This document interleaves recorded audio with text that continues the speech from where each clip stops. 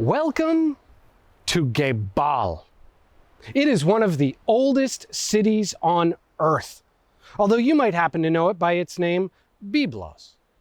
It has been inhabited for around 12,000 years, with proof of uninterrupted habitation since 5000 BC, making it the second longest continuously inhabited city on this planet.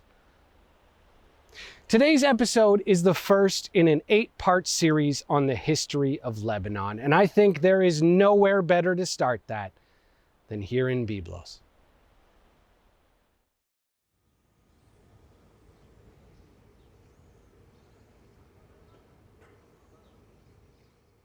Here in the town of Byblos, commonly known in the modern day as Jabil, there is evidence of a year-round settlement starting at least 10,800 years ago. It is one of the oldest permanent settlements yet found anywhere on this planet. It has been inhabited without interruption for no less than the last 7,500 years. To put that into context, the last time people weren't living in this town was 2,000 years before the invention of writing. But for the sake of brevity, let's jump to 3000 BC. This region would be inhabited by a people who might well have called themselves Canaanites, or at the very least, that's what their neighbors would have called them. It probably meant low, although some people suggest it might have meant subjugated, which would presumably be reference to their people existing in subjugation to the first dynasty of Egypt, but most likely it probably meant low as in lowlands, as in below these hills. It would be a way to differentiate them from the people of Lebanon, or at least the region of Lebanon, a Sumerian word meaning white, or I suppose more accurately, this specific mountain of white. It's the great Mount Lebanon, and it separates Syria from the coast. It's also, naturally, where the modern country of Lebanon gets its name from. So although nobody can say for certain, according to the earliest records that humans ever made, it would not be unthinkable that the people of Canaan would have referred to those of the valley, while Lebanon were those of the hills. But regardless of their naming, from the perspective of the foreign empires who conquered them, neither were all that special. They were one people, those who existed to provide resources. The most important of which would be these resources. They're known as the cedars of God. They're giant, strong, and flexible trees that were so valued in the Middle East that they would end up linking every single civilization who ever passed through here. They're more ancient than any word for this region, and they would bring it incredible prosperity. To those Egyptians who controlled these people of Lebanon, accessing those cedars would have been as fundamental as oil is to a country today. They were the gates of the cosmos, and they meant nothing less than control of the sea. But just as they took, so too did they provide. And as the ancient cultures of Sumer, Babylon, Adam, and the pharaohs each came to harvest their prize, they would leave behind a little bit of what had made them so successful. Their technologies, ideas, immigrants, and eventually even their gods would send shockwaves through these ancient coastal towns. It would spur their economies and their culture alongside. And as their trade grew, so too did their importance. So too did their value to the great empires of the world. And before long, these little cities of Canaan would become some of the most important, not just in this region, but on the entire planet. Especially after all of their neighbors died. We don't really know why the Bronze Age collapsed, or if that's even an accurate way to describe the events of that era, but what we do know is that Lebanon is a phoenix. And for whatever reason, around 1200 BC, virtually every major civilization in the Near East was all but completely destroyed. The Greeks, Hittites, Assyrians, and to a lesser extent Egyptians were all brought to their knees by a group we now nebulously call the Sea Peoples. Although it's safe to say it was probably much more complicated than that, the point of this story is that Lebanon too would fall.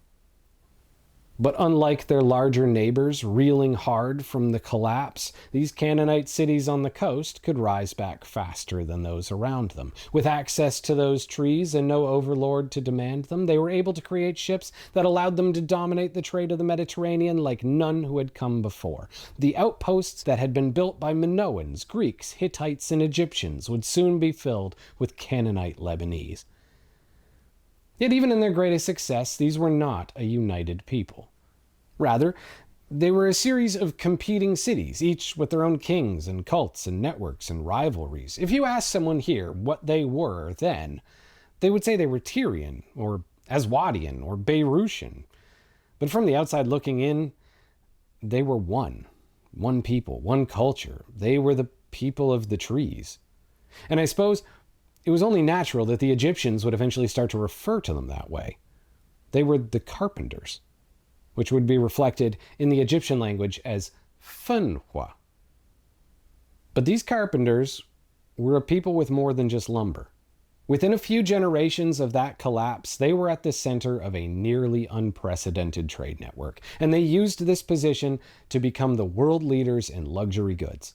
The Lebanese brand would become synonymous with the best of the best, the highest prices, the fanciest things. With access to tin and copper, they'd make bronze. With wood for the fires, they'd produce glass. And that was at a time when that was a rare and very expensive commodity. They'd even eventually smelt iron, combining rare resources that were only accessible thanks to their deep trade network. Overall, they were rich. That said, from a European historical perspective, and therefore generally what people of that background and the language watching this video believe, the most important product that they ever made was actually just a color of ink. Made from an incomprehensible number of these crushed shells of an endemic snail, the Canaanites began producing a form of ink that would be remembered all the way through to today. We call it the royal purple, which, in the ancient world, was virtually invaluable. Purple was not an easy color to obtain. In fact, you could even say that it was a virtually impossible color to obtain. It would take the crushing of thousands of this region's endemic snails just to produce a tiny vial of this ink. To afford an outfit in this color would be like buying the most expensive dress in New York City available today. It was an extreme luxury good. And so, especially to the European monarchies that would rise in the coming centuries, who would have had far less of a reliance on the lumber of this region, that would mean that the great cities of Canaan would start to become more well known for their dye than their cedar. And so the civilizations that they traded with would start to remember them for that instead. And so we see a shift, yet always with that connection to the past.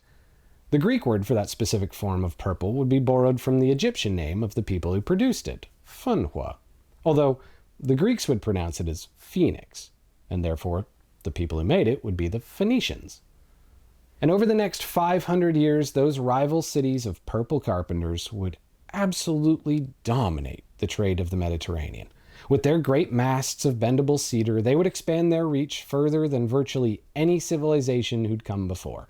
Their trade network would allow for cultural exchanges not only between long-standing enemies, but give direct access to commodities that were all but impossible for anyone else to achieve. They were some of, if not the most traveled and internationally minded people on Earth. Every good idea happening in Europe, the Mediterranean, North Africa, and the Middle East, they'd get to take as their own. And so, their cities prospered. Their culture would go on to become sort of a quiet backbone of European civilization, one that I believe rarely gets the credit that it deserves. Probably because it was destroyed so thoroughly, but thousands of years later, their legacy still lingers all across the European continent. It backs their alphabets. The eyes of protection still watch over their ports. They gave Greece not only their pantheon, but also much of their ancient culture, a culture that would be imitated by Rome, and in turn, the many nations that would split off from that great empire. They were foundational. But the larger the storehouses, the more likely you get bandits. And as small, decentralized cities with little in the way of manpower, as they overflowed with wealth, eventually those imperial tributes just weren't enough anymore. As the nearby giants bounced back to life, they began to covet what the people of Lebanon had created, and the great wars began. With them, the death of all that had come before. In the 800s, the Assyrians invaded, coming back to finish the job in the 7s. They were followed by the Babylonians in the 600s, the Persians in the 5s. But it was in 332 BC, with the arrival of that great conqueror of Macedon, where the final nail was put into the hands of these carpenters. In Tyre, the greatest city that Lebanon had ever known, he stained the stones purple, crushing the people of Phoenicia to splinters. When he finally broke through their walls, he would slaughter 6,000 soldiers, crucify 2,000 more, and sell the entire rest of the city into slavery. It would herald the end of the greatest civilization that this little mountain would ever produce. And although the remaining cities would limp forward for a few more generations, even with their broken walls, they could read the writing. War only beget more war. Those who remained fought over the rubble, the rights to some piece of a carved-up Frankenstein. And with virtually nothing left of their culture but name, in 63 BC, the already dead cities of Phoenicia would meet their final enemy, Rome. Under the name Pompey Magnus, those mainland Europeans brought more than just an army. They brought a culture more powerful than the spears that were used to enforce it. They brought new languages, new trade networks, new politics, and gods. The focus of this region would no longer aim towards the east, but now to Europe, and nothing here would ever be the same. With that one final blow, the last vestiges of what was once Phoenicia were fully extinguished. 200 years later, and those Romans would even snuff out their colony in Carthage. The last memory of this once supreme people, now little more than salt. But for all that they'd lost, this would not be Lebanon's end. Their culture might have burnt, but it's in ash that these people are born. And soon enough, that great phoenix would rise again. But more on that next time. This is Rare Earth.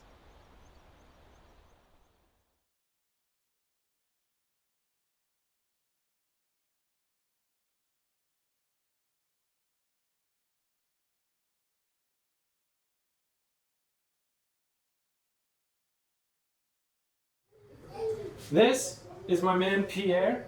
Pierre is a paleontologist here in Lebanon, and he runs the Memory of Time Museum, where you can see, is this 100 million years old? 100 million years old, just older than me. We got 100 million year old fossils. We have rare fossils of octopus, we have fish, we've got sharks, stuff you cannot see anywhere else. This is the only one in the Middle East, yeah? Yeah, it's the only place in the Middle East where you can find fish fossils. The only place you can find fish fossils in the Middle East, and this guy, sweetheart, wonderful man. You should come here. Thank you.